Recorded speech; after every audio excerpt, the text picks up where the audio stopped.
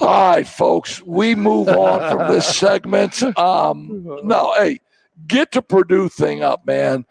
Get Heck Loves Purdue, because Purdue goes and they lose 73-69. Brandon Smith, Fletcher Lawyer are 0 for 3 from downtown. Purdue's 3 for 9 from downtown. Just a game. I mean, Zach Edey has 11 shots, only a 7 for 11, 13 rebounds, 22 points. But obviously 6 turnovers. By Zach? Yep.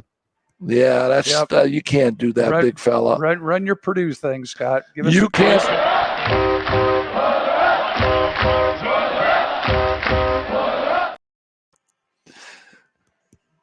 I'm going to say something nice about Purdue, okay? And here's what I'm going to say. They go, and I mean, parity in all sports is a tough thing, because just like Bodie Bender, Wawasee 6-14, right? And he goes to play for the conference championship, and they lose. Ohio State's struggling. Sometimes you get a quick bump when you change coaches. It's a different voice in the locker room. It's a different voice on the practice floor. The love flows. We love Coach Diebler. We love him. He talks nice to us. He doesn't cuss us out. He pats us on our back. Right.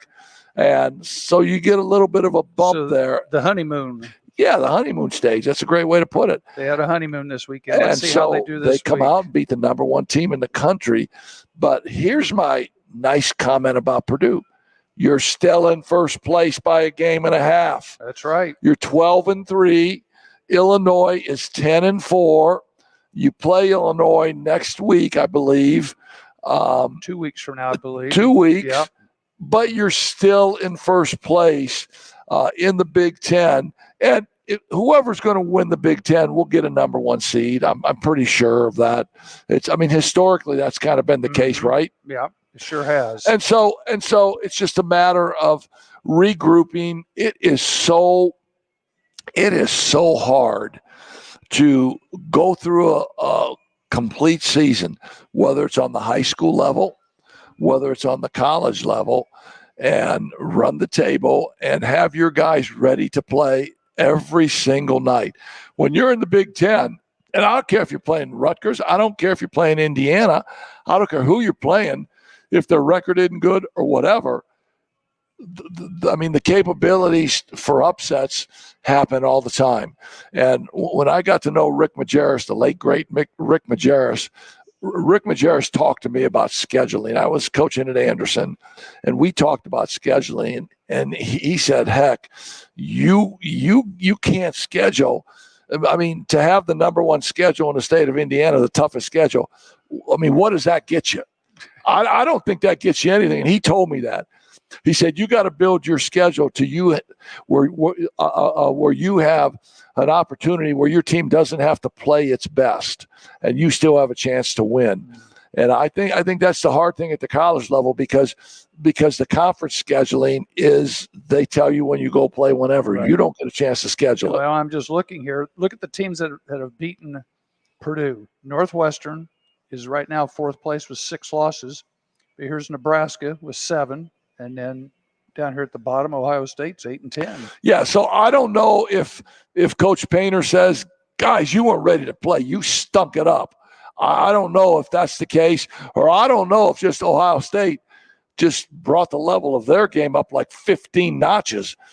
Here's what I'll say about Ohio State. As a guy that I fell in love with college sports because of Greg Oden and Mike Conley, and that's why I still cheer for Ohio State, even though I went to Purdue. So this is always the weirdest game of the year for me too, where it's like, yay, no, yay, I'm happy, I'm sad, whatever. Ohio State's roster is very talented. They have a lot of very good blue chip recruits on their roster. And I had mentioned to Dad even before the year started, I said Ohio State will probably be pretty good this year, make the tournament. Next year, they're like Final Four talented.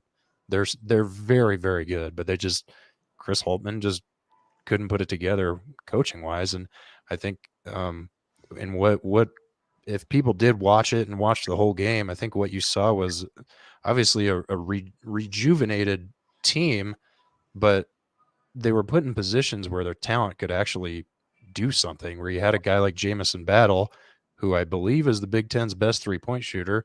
He actually got to shoot it, and he made like 4 in a row and pushed the lead out to 12 at one point in the second half.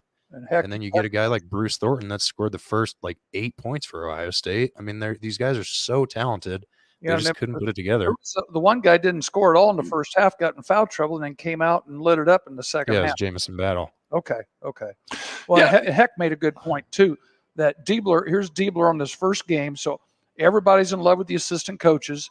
Now let's see what happens in week number 2. Yeah, no, I mean down the stretch here. Let's see how how it rolls out here, because it's always easy. It's always, and I don't say it's easy. It's easier being in that 3rd or 4th seat.